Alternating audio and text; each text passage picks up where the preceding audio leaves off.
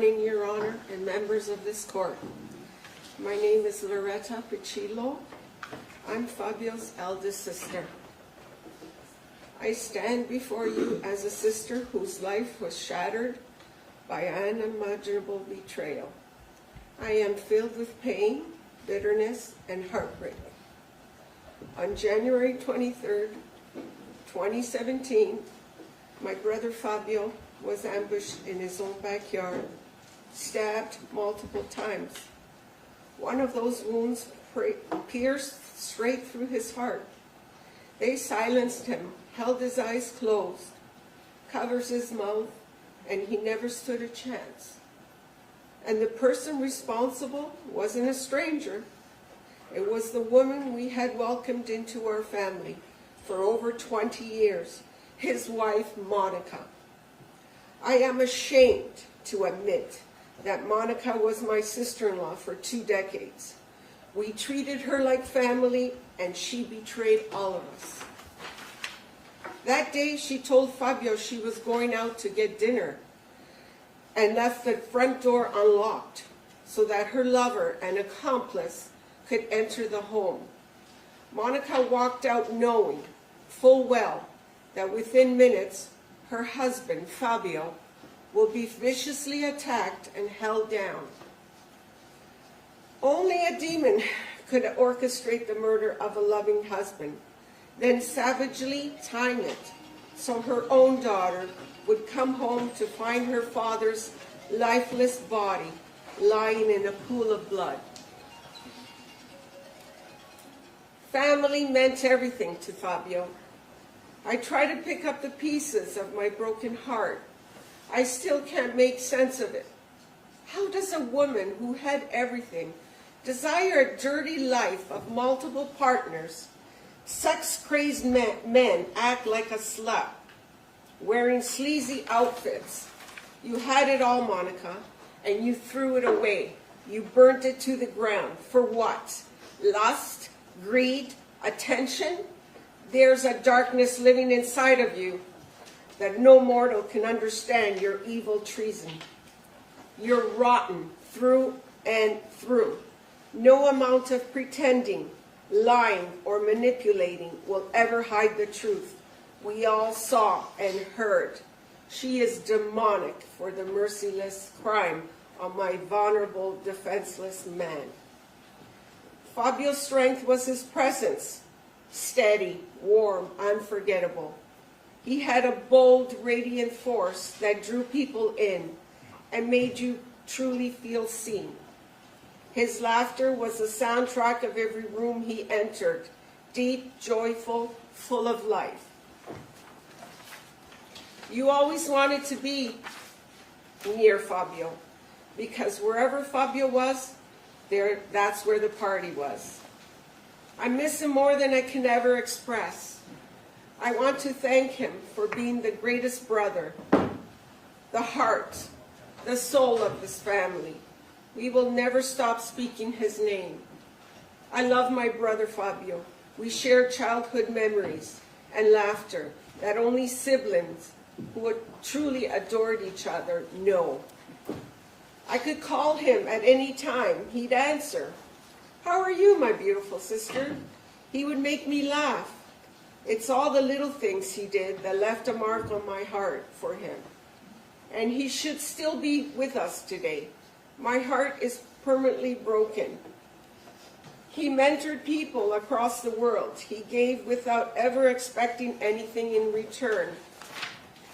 I am forever proud of my brother, especially when people from all over the globe share on how Fabio changed their lives, how his kindness, wisdom, and generosity left a lasting mark. As Fabio grew older, he held a broken family together with strength, laughter, and love, never once complaining. My brother was so excited to turn 50 in 2017, and it is agonizing to reminisce of the 50th birthday celebration that never happened. All he wanted was to go to Pebble Beach. How can I ever forget this deceit? How will I ever heal? When will there ever be rest for my heart? I turn to you, Judge Cohen, to facilitate a sentence fit for the monster who took away his right to live. The same woman who sat at our dinner tables, laughed with us at our birthdays and holidays, was the calculating architect of my brother's murder. My heart sank when I came day after day to this courtroom, week after week, afraid to learn that there was an earlier attempt to take Fabio's life on January 22, learning that she was planning on taking his life in a plaza while ordering food for his girls is a visual I can never forget. Monica never displayed an ounce of sorrow or a tear, regret, or responsibility. She sat there with a stupid look on her face and a pout with sheer malice, lips pressed together in a frown, but her eyes gave it all away. I saw arrogance. The prosecution delivered a mountain of evidence, unraveling the truth for the world to see and hear. I was traumatized all over again, day after day, week after week, the chilling truth of the secret life Monica had been living. And hearing Baker and Austin explain the most unbearable details, hearing how they crept up on my brother while he was sitting peacefully in his favorite chair, a place that was supposed to be his sanctuary, turned into the site of his execution. Monica, for this, I pray you will burn in hell. Your pathetic soul can rot from the inside out for all I care. I will recover, knowing that you are in a hellish prison, serving a life sentence, which is still not enough for what you did to Fabio. You manipulated your daughters, your stepson, our family, Fabio's co-workers, and friends, using everyone for blood money so that you can fund that animal of your boyfriend, Baker.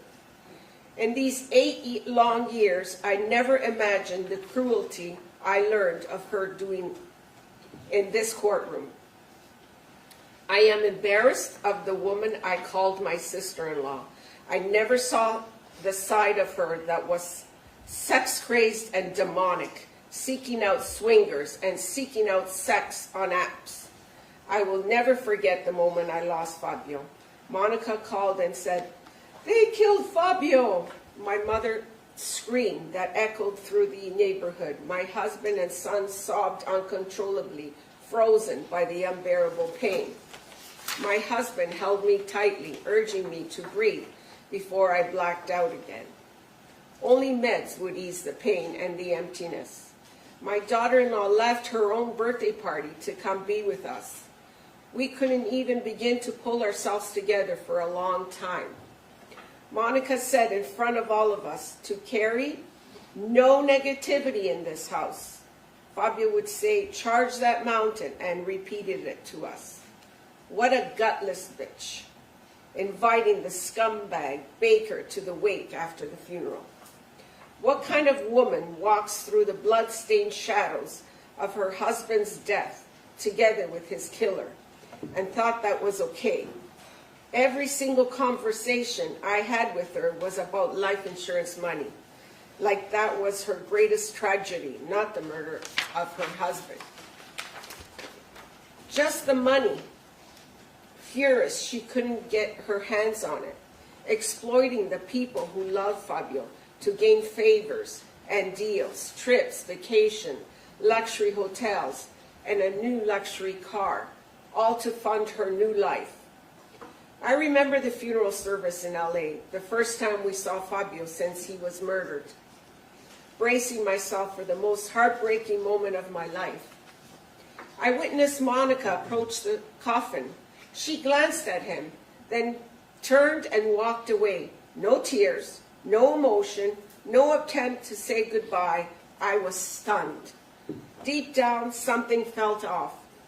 She wasn't shattered by the violent loss like I was. I didn't know what to make of it. In Canada, Monica walked beside my mother, sat beside her in church. There is a hole in my heart that is so profoundly painful that the devil woman touched my mother in her most fragile time.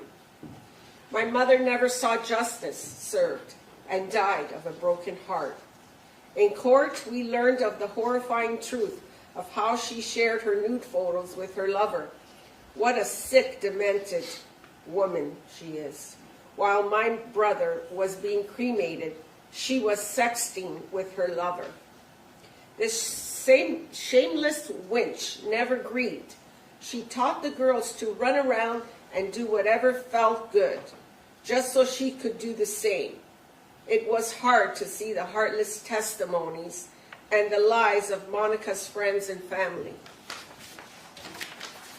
I remember feeling horrible and disrespected by Monica at the cemetery when she turned to me holding the urn and so abruptly, so aggressively threw the urn over to me, and I nearly dropped it. I was stunned and I failed to call her out. I felt horrible and disrespected. Monica told us she was broke, unable to pay for her husband's burial. Meanwhile, this tramp was taking trips, flights, and staying in luxury hotels, paying for luxury cars and dinner dates like a cash cow. It makes me physically ill. So many of Monica's lies, her double life, her manipulation, her betrayal, were exposed in court and displayed for the world to see. Even in death, Monica denied Fabio dignity. As a mother, I suffer to understand what is Monica teaching her daughters, that a good man who adored her could be disposable like trash to carry on with a lover.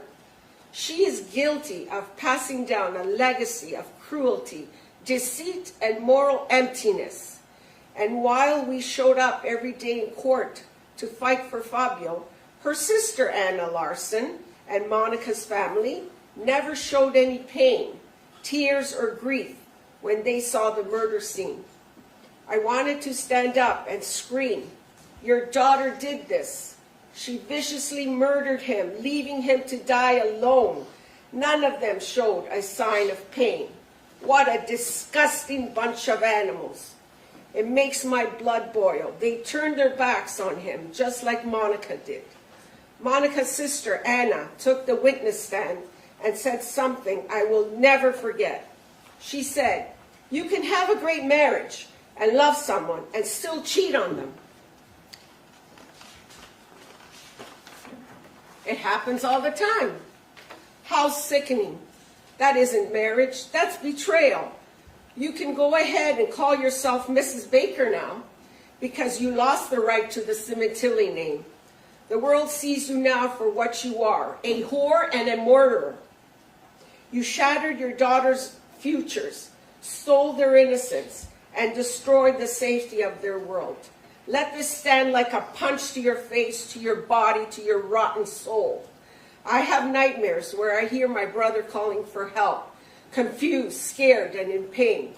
We struggle every day to pick up pieces and find a way forward, but some scars never fade. This betrayal will forever be part of our family story.